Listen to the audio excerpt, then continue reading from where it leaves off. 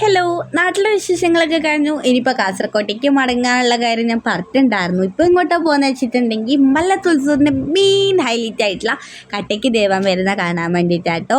അപ്പോൾ നമ്മൾ ഉത്സവത്തിന് പോയില്ലെങ്കിൽ ഇങ്ങോട്ട് പോകുന്നുള്ള രീതിക്കാണ്.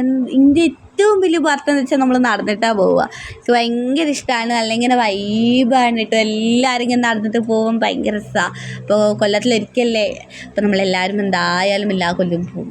അപ്പോൾ ഇങ്ങനെ ദേവൻ വരാറായിക്കണം, എല്ലാവരും ഇങ്ങനെ കൂടി നിൽക്കണം കേട്ടോ. അപ്പോൾ അമ്പലത്തിലുള്ള എന്തൊക്കെയോ കാര്യങ്ങൾ കൊണ്ടുവരും ഇങ്ങോട്ടേക്ക്.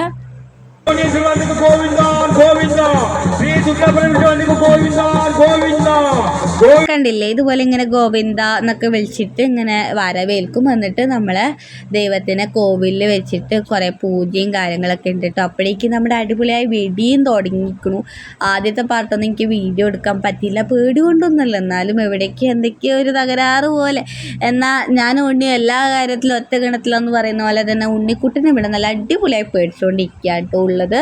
കീർത്തുവാണെങ്കിൽ ഭയങ്കര എക്സൈറ്റ്മെൻ്റ് ആയിട്ടാണ് മുകളിലോട്ട് നോക്കുന്നത്, പക്ഷെ ഭയങ്കര രസമായിരുന്നു.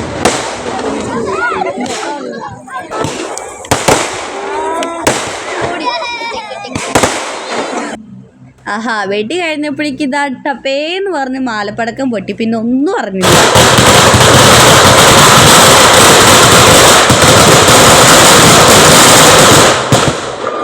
എന്താ പടം ഉണ്ടായേ.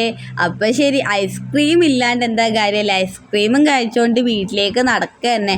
അതിൻ്റെ ഇടയിൽ ജുമാ മസ്ജിദ് ആണെങ്കിൽ നല്ല അടിപൊളിയായി അലങ്കരിച്ചിരിക്കുന്നത്. പിന്നെ ഫോട്ടോ ഇല്ലാണ്ട് എന്ത് കാര്യമല്ല, എൻ്റെ കൂടെ നിന്നിട്ട് ഫോട്ടോ എടുത്തു. അപ്പം ശരി, good night, bye, next video കാണാം.